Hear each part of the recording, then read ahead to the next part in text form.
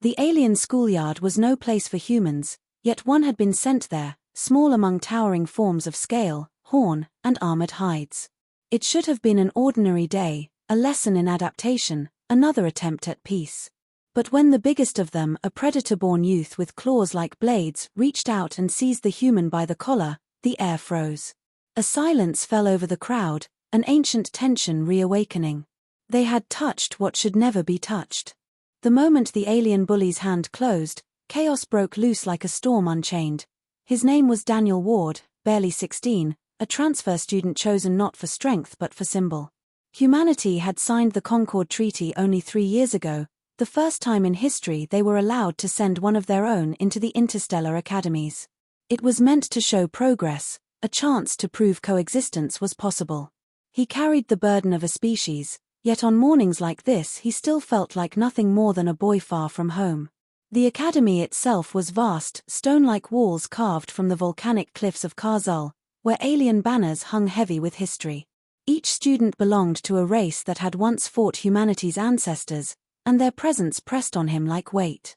Towering insectoids clattered their mandibles as they passed. Scaled reptilians basked in the heat lamps, their tails dragging lazily across the sand-tiled floors. Even the smallest among them outmatched Daniel in size and strength. And yet, he walked with his head high. His instructions were clear: observe, learn, and never falter. Humanity was being judged through him, silently measured in every glance, every reaction. For weeks he had managed. He kept his words respectful, his movements controlled. Until today. Until the bully's hand closed around him and turned a lesson into a battlefield. The bully was called Rahakor, a brute even among his kind. His species grew for war, muscles ridged with natural armor, eyes burning gold with a predator's hunger. For weeks he had circled Daniel like a wolf around fragile prey, amused by the human's smallness, offended by his calm. Others laughed at his taunts, but Daniel never gave him what he wanted. That restraint, that quiet defiance, gnawed at Rahakor's pride. Now, in the open courtyard, he acted. His clawed hand gripped Daniel's collar and hoisted him into the air as though he were weightless. The crowd of alien students hushed, their towering shadows closing in. The silence was more suffocating than the claws. Daniel felt the eyes of every species on him, waiting to see if the human would scream, beg, or crumble. But what came was not surrender, it was resistance. The moment Rahakor tightened his grip, something ancient within Daniel's body surged. It was not strength of muscle, but of instinct honed over millennia of survival. His pulse roared, his mind sharpened, his body thrashed against the hold. Humans had been prey, hunters, soldiers, survivors, and in that instant the legacy of Earth's brutality erupted. Rahakor staggered, surprised, as the smaller figure drove an elbow into his throat and twisted free. The courtyard erupted. Gasps, snarls, and shouts thundered across the academy. A human had fought back. Order shattered in a heartbeat. What should have been a schoolyard spectacle had just declared war inside those walls. The courtyard dissolved into chaos. Some shouted for discipline, others roared for blood. Alien fists slammed against chests and carapaces clicked in agitation, the sound like 100 knives scraping stone. In the center stood Daniel, breath ragged, collar torn, heart hammering. Rahakor, humiliated, wiped blood from his throat and bared his fangs. His kind did not forgive insult. The academy guards stormed in, towering enforcers draped in obsidian armor. Their presence silenced the crowd, but it did not erase the memory of what had happened. A human had struck back. Lines had been crossed. No law, no treaty, could smooth the edge of that truth. Daniel expected punishment. Instead, he was ordered into isolation. Not for safety, but containment. The headmasters feared escalation, they feared what might ignite if alien and human blood spilled further. Yet that decision chained Daniel to the very one he had struck. Rahakor was confined with him, predator and prey, locked in the same chamber as test and warning. The walls were smooth basalt, the air thick with heat. Daniel sat across from the alien who still glared at him with fire in his eyes. Every second was a coil pulled tighter, every silence louder than war drums. Trust was impossible, yet survival now depended on both. For outside the chamber, word was spreading through the academy. What had begun as a schoolyard scuffle was growing teeth, pulling at ancient wounds between species. Daniel could feel it in the tremor of the walls. Something larger was coming, and he was trapped inside its heart. The chamber was meant to be a cage, yet it became a crucible. Hours passed in silence, Daniel keeping his back to the wall, Rahkor pacing like a caged beast. The aliens' growls echoed low and feral, each step a reminder of the gulf between them. But as the silence stretched, something broke, not in Daniel, but in Rahkor. His breathing grew uneven, his claws clutching at his chest. A tremor ran through his hulking frame. At first Daniel thought it was rage, some ritual of his kind, until the truth revealed itself. The bully was faltering. Poison, faint traces smeared on the claw still stained with Daniel's blood. Daniel realized what had happened. The fight had not just been spectacle. Someone had tampered with it. Someone wanted the human to die in that courtyard, and the alien who touched him had taken the venom instead. The revelation hit like lightning. Daniel wasn't the victim of a bully's cruelty, he had been bait in a larger game. Humanity's presence here was fragile, resented, feared. A staged humiliation could have destroyed his people's chance at acceptance. But sabotage, assassination masked as schoolyard scuffle, this was conspiracy. Rahkor collapsed to his knees, choking. His golden eyes, once blazing with pride, now flickered with something else. Fear. For the first time, predator and prey were bound not by hatred, but survival. If Rahkor fell, Daniel knew, the academy would blame the human. And if Daniel did nothing, war would follow. The roles had shifted. The bully who once threatened him now needed him to live. Rahkor's strength, once a wall of intimidation, was crumbling before Daniel's eyes.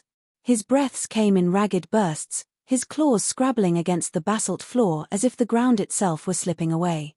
The academy had designed this confinement as punishment, but in truth it had become a trial by fire. Two enemies, one poisoned, one powerless, sealed together with no one else to intervene. Daniel's heart pounded with conflict. Every instinct screamed to step back, to let the bully collapse, to rid himself of a tormentor.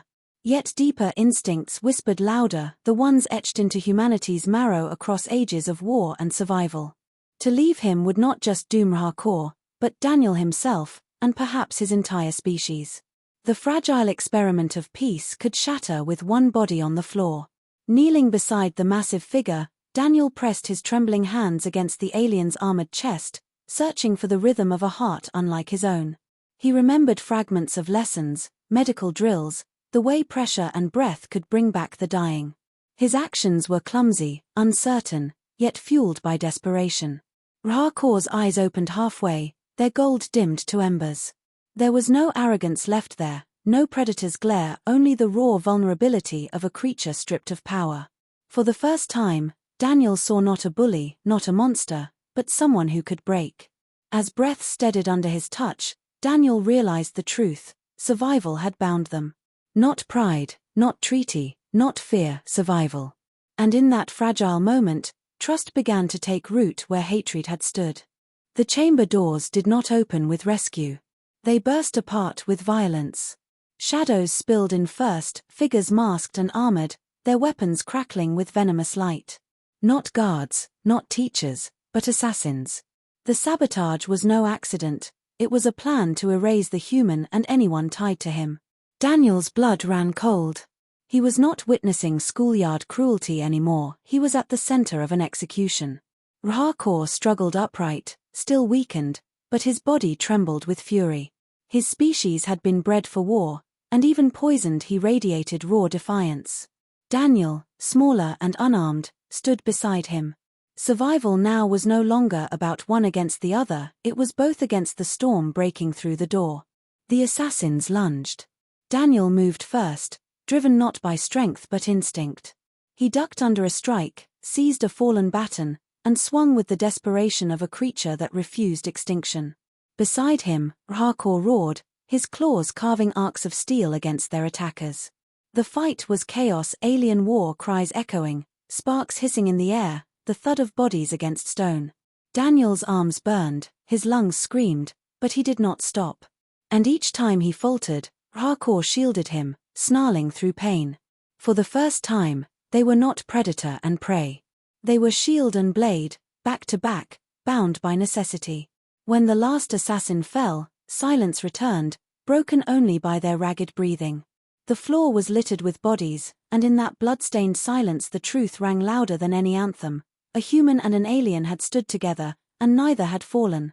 The chamber smelled of iron and smoke. Shattered weapons and scorched stone bore witness to what had taken place, yet in the silence afterward there was no triumph, only exhaustion. Daniel leaned against the wall, his chest heaving, his arms trembling too badly to lift the weapon again. Rahkor knelt opposite him, his claws dripping with dark blood that was not his own. For the first time since arriving at the academy, the human and the alien shared the same silence without hatred in it. Outside the broken doors, voices were rising, alarm bells, the echo of armored boots. The authorities would come, but they would not see assassins and victims. They would see a human and a rival species standing in blood together. Questions would sharpen like knives. Who planned this? Who struck first? Who would be blamed? Daniel understood the danger, but he also understood something deeper. The academy would never look at him the same way again, nor would Rahkor. They had both crossed a threshold where species and treaties meant less than the fact that survival had made them equals. Rahkor's golden eyes met his. There was no gratitude spoken, no apology offered, but there was recognition, the kind forged only in fire. The bully who once saw him as prey now knew him as something else entirely, an ally born from necessity, a rival worthy of respect. In that quiet, Daniel felt a truth heavier than any law. Humanity had not just endured. It had changed the battlefield forever. The day had begun with a hand around his collar, a human dangling helpless in the grip of an alien bully. That single act had frozen the courtyard and threatened to shatter everything humanity had fought to build. But by nightfall, the meaning of that grasp had transformed. The hand that once sought to crush him had bled beside him, had shielded him, had survived with him. The academy would remember the fight. The galaxy would whisper about the chaos unleashed when a bully touched a human. Yet beneath the noise, Daniel carried the truth no banner could hold. Survival had made them more than enemies. Once, he was prey in alien eyes. Now, he had proven humanity could not be held by any hand.